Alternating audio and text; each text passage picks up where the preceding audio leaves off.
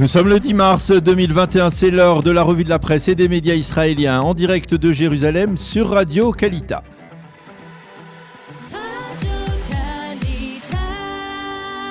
Et oui, on retrouve donc Daniel Haïka à Jérusalem. Et Daniel, nous ouvrons cette revue de presse israélienne par cette interview accordée par Benjamin Netanyahou à la chaîne I24 News. Une interview au cours de laquelle le Premier ministre a fait une révélation.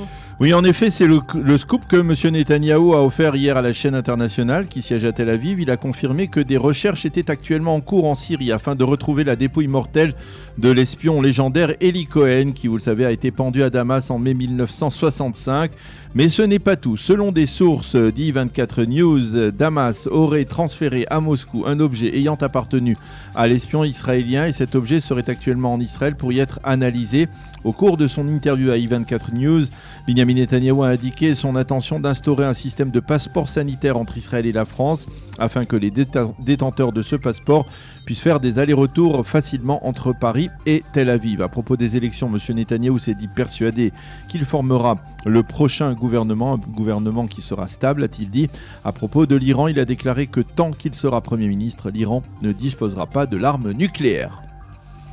Voilà ce qu'on pouvait dire donc sur l'interview du Premier ministre israélien pour la télévision. Du côté de la presse écrite, on s'intéresse aussi ce matin à un autre scoop, cette fois délivré par le Yediot Aharonot. Oui, le grand quotidien israélien fait ce matin sur les 3/4 de sa première page la promotion d'un long article qui sera publié dans son intégralité dans le supplément de Shabbat, vendredi, donc le supplément du journal, un article qui révèle certains des secrets que détiennent les services de renseignement israéliens sur le leader du Hezbollah, Hassan Nasrallah. On y découvre en effet qu'il y a au sein du deuxième bureau une équipe spécialement chargée de recueillir un maximum d'informations précises sur Hassan Nasrallah. Cette équipe sait tout sur le patron du mouvement chiite, son narcissisme extrême, ses obsessions pour la presse et les médias israéliens d'ailleurs, les gaffes honteuses que son fils lui fait sur Twitter. Et cerise sur le gâteau, on apprend même pourquoi il a refusé de se faire administrer le vaccin de Pfizer. Une présentation solide en manchette du Yediot Aharonot ce matin qui donne envie d'en savoir plus sur celui qui prétend mieux comprendre et connaître la société israélienne que quiconque d'autre. C'est bien entendu Hassan Nasrallah. Et la manchette ce matin du Israël Hayom est nettement plus traditionnelle et plus optimiste aussi. Oui, le quotidien gratuit cite les hauts fonctionnaires du ministère de la Santé qui commencent à sourire. Si les données actuelles restent stables dans la même proportion, nous allons pouvoir célébrer Pessah sans restriction, affirment les hauts fonctionnaires. Et quelle est la principale cause de cet optimisme, si l'on peut dire ?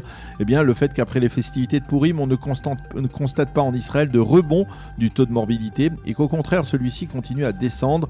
De facto, cela signifie que la réouverture du marché israélien entamé dimanche va se poursuivre et peut-être même s'accentuer. Mais bien entendu, le ministère de la Santé reste prudent. Il continue à appeler les Israéliens au respect scrupuleux de toutes les restrictions.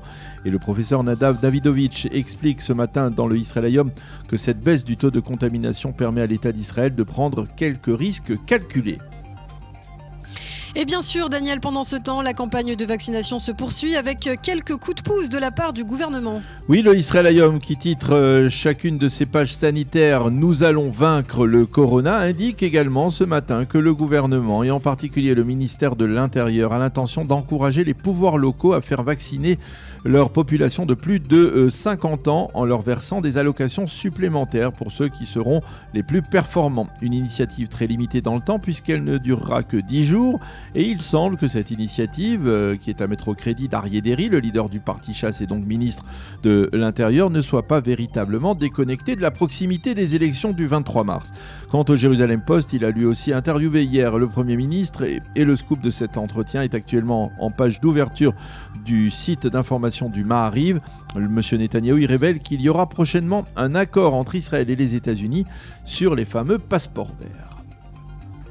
Et puisque nous parlions des élections du 23 mars, Daniel, le Yediot revient aussi ce matin sur l'indifférence générale que ce scrutin provoque en Israël. Oui, le prix de l'indifférence, c'est le titre de l'article détaillé que le Yediot Aharonot consacre aux dizaines de milliers de voix qui ont été jetées à la poubelle lors des dernières consultations électorales. Il y a un an, en mars 2020, 5 mandats se sont envolés à Jérusalem, 4 à Tel Aviv et 3 à Haïfa. Et en raison de cette indifférence de près de 2 millions d'Israéliens qui ont préféré rester chez eux plutôt que d'aller voter.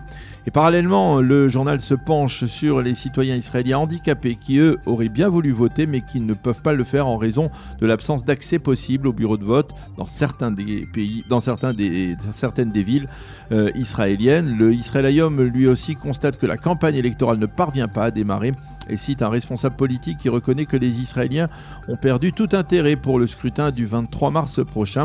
Un autre va même plus loin et affirme que de plus en plus d'Israéliens sont persuadés que l'on va vers de 5e élections. C'est d'ailleurs le cas de Zeev Elkin, l'ancien ministre de Binyamin Netanyahou et numéro 3 du parti de Gideon Sa'ar, un parti qui est d'ailleurs en perte de vitesse dans les sondages. Enfin, nous terminons cette revue de presse par ce qui se passe à Gaza, ou sur la scène politique aussi. Il y a eu plusieurs tours d'élection hier.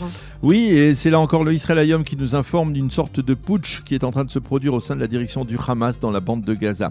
Hier, lors des élections internes pour la direction du mouvement terroriste, un des leaders du parti relativement inconnu du grand public, Nizar Wadallah, a réussi à empêcher la réélection de Yihye Sinwar, que l'on considérait comme quasiment acquise. Il s'agit de Yihye Sinwar, qui est l'actuel leader depuis 4 ans du mouvement dans la bande de Gaza.